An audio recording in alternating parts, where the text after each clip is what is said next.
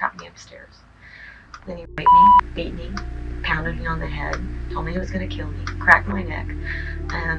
Where did this occur at? Inside the house? At what location? In his bed.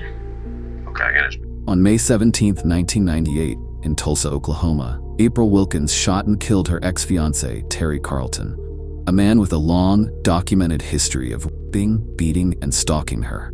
Despite overwhelming evidence of the abuse, it was April who was sentenced to life in prison. This is the story of April Wilkens, a domestic violence survivor who was sentenced as a murderer despite pleading for help long before she ever pulled the trigger.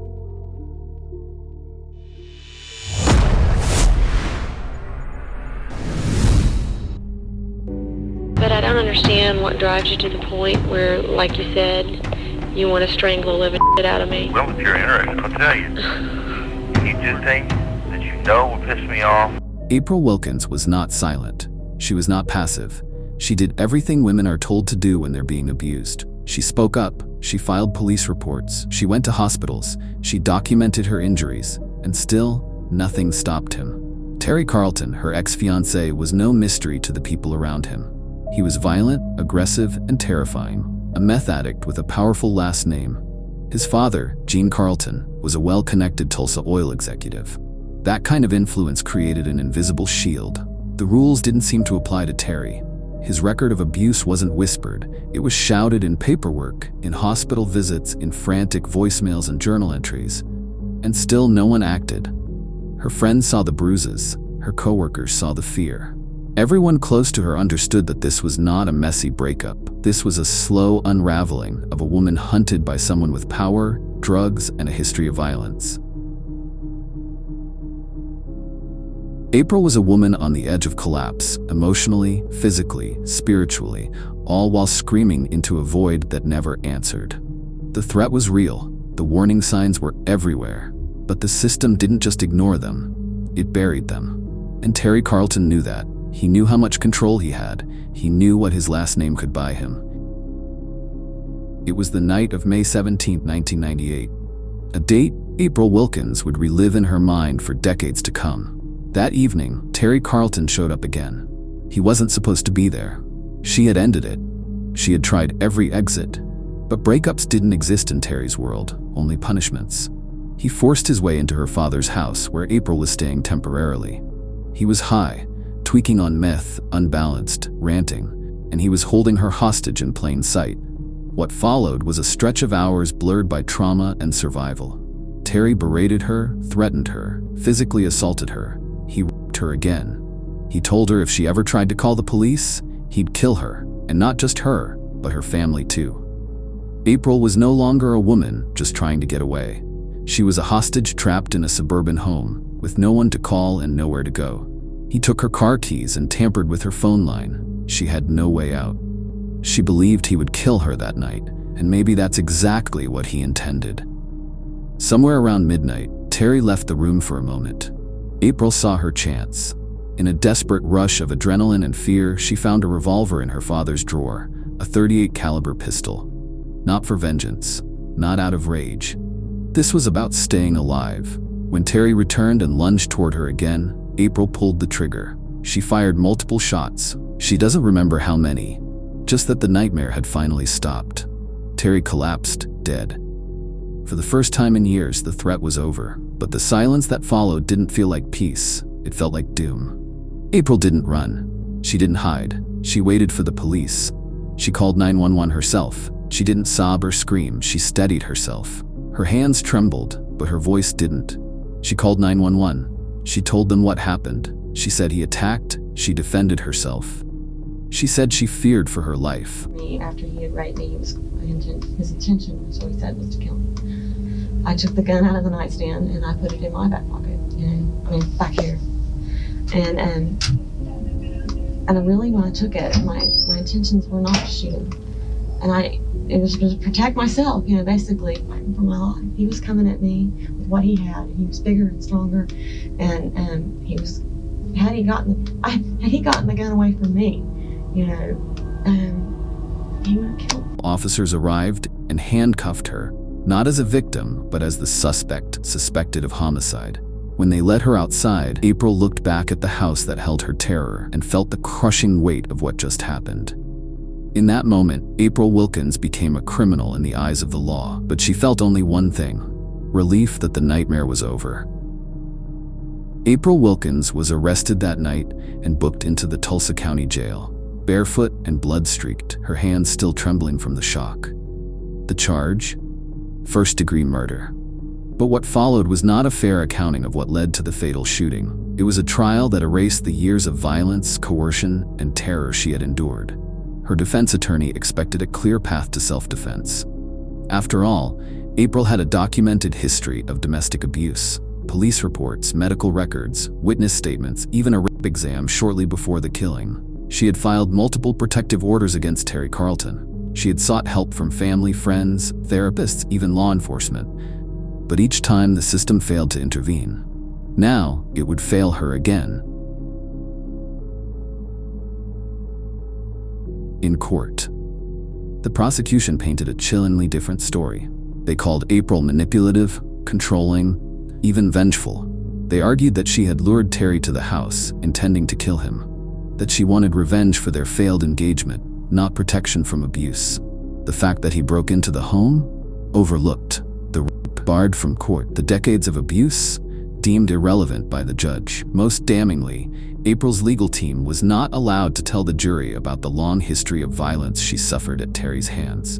In Oklahoma at the time, the battered woman syndrome defense, the only legal avenue to contextualize long-term abuse, wasn't allowed unless the defendant testified in her own defense. April wanted to testify, but her attorney, fearing cross-examination would destroy their case, advised her not to. So the jury never heard about the countless times Terry had assaulted her. They never saw the photos of bruises, the hospital records, the restraining orders. They didn't hear the voicemail where Terry told April he would break her down until she was nothing. I've said those things. You just want to hear them over and over again. Or about how his family used money and power to protect him from consequences for years. Instead, they saw a snapshot, a woman who had shot her fiancé. With no context, they drew the only conclusion they were permitted to, that she intended to kill him. In March 2000, after just 6 hours of deliberation, the jury returned with a verdict: guilty of first-degree murder. April Wilkens was sentenced to life in prison. She was 30 years old. And just like that, the system that ignored her cries for help silenced her permanently. Not with death, but with time. Endless, repeating days behind bars, her story untold, her truth buried beneath courtroom strategy and prosecutorial spin. April Wilkens entered the Mabel Bassett Correctional Center in Oklahoma in the spring of 2000. A 30-year-old woman branded a murderer by the courts, but known to fellow inmates as something else entirely: a survivor. Her life behind bars began with a silence that suffocated. She rarely spoke, barely slept, and refused visits from family for months. The trauma of what had happened, the abuse, the killing, the trial, was locked inside her, replaying in agonizing loops. But time inside prison changes a person, and for April, it forged resolve. She began to quietly advocate for others. She mentored younger inmates, many of whom carried scars not unlike her own. Women who had fought back against their abusers and paid a brutal price for doing so. April became their listener, their counselor, and in many cases, their voice. The silence she once carried began to break. Over the years, new evidence and testimony emerged. Not new in time, but new in the public's awareness. Former law enforcement officers, family members, and even members of Terry Carlton's inner circle came forward, offering chilling confirmations of what April had long claimed. One family member revealed that Terry's own father had intervened multiple times to prevent his arrest. Others confirmed Terry had repeatedly boasted that no woman would ever be believed over him. Yet April remained incarcerated. In 2023, a podcast titled Panic Button reignited public interest in her case. Hosted by journalists digging into overlooked and mishandled domestic violence prosecutions, the show laid bare the systemic rot in April's trial, the legal loopholes, the political pressures, the lack of trauma-informed testimony. It featured court transcripts, 911 calls, letters April had written from prison, and interviews with key players never before heard. For the first time in decades, April's name entered public discourse not as a footnote in criminal history, but as a symbol of institutional failure. Advocates called for a re-examination of her case. Lawmakers began pushing for legislation aimed at allowing evidence of past abuse to be admitted in trials without placing the burden solely on the defendant's testimony. Still, April remained behind bars.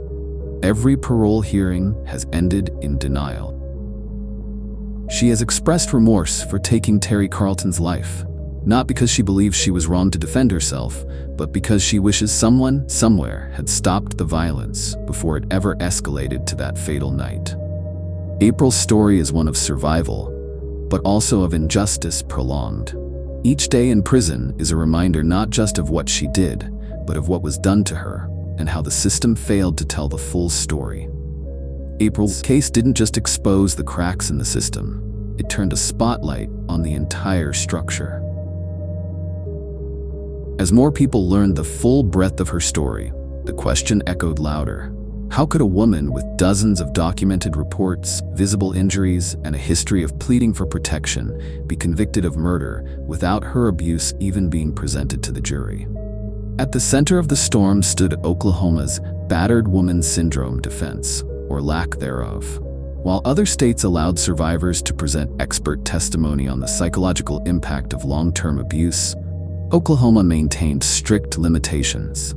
The judge in April's case had ruled that much of her abuse history was inadmissible. The jury never heard about the restraining orders, the rape kits, or the death threats. They weren't told Terry Carlton had forced her to get engaged under threat, or that his own family feared his violence. This wasn't a legal oversight. It was a systemic default. In the years that followed April's sentencing, dozens of women across the country, many of them Black, Indigenous, and women of color, faced similar fates. Some were charged with murder for defending themselves. Others received longer sentences than their abusers. Their stories were invisible, buried beneath the weight of a system that treated trauma as irrelevant. But April's story started to change things. Legal scholars began using her case in classrooms. Law students at the University of Tulsa drafted amicus briefs and proposed reforms. Advocates rallied outside the Capitol with posters bearing April's face and the words, "She asked for help, she got a life sentence." In 2024, the Oklahoma Senate finally introduced legislation to allow retrospective appeals for domestic violence survivors. Laws that would let women like April petition for reduced sentences based on abuse not presented at trial. The bill passed unanimously in the Senate, but stalled in the House, a casualty of political gridlock. Meanwhile, the Panic Button podcast reached millions, spawning editorials, documentaries, and think pieces. April became both a case study and a cautionary tale. Proof that the justice system could fail even those who followed every rule, reported every crime, and still ended up condemned. Yet for all the attention, all the debate, April remained where she'd been for over 2 decades, in a cell, waiting. She still speaks with quiet defiance. In interviews and letters, she writes not about vengeance or rage, but about prevention, about building systems that catch women before the breaking point. She dreams not of revenge, but of a world where the next April is believed, protected, and free.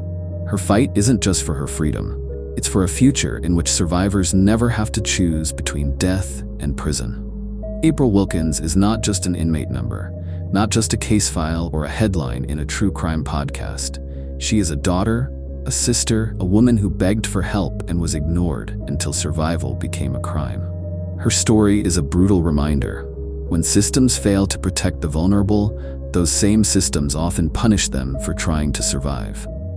Injustice doesn't always arrive in the form of a gunshot. Sometimes it arrives in the silence of a courtroom where truth is not allowed. In the shrug of a police officer who dismisses a battered woman's cry. In the laws written by people who have never felt the cold threat of being hunted by someone who claims to love you. April Wilkens pulled a trigger that night in 1998, but the machinery that placed her behind bars had been built long before she ever touched a gun. And still, from behind prison walls, she fights, not just for her own freedom, but for the thousands like her, unseen, unheard, still waiting for justice. This has been Veri Crime. Thank you for watching.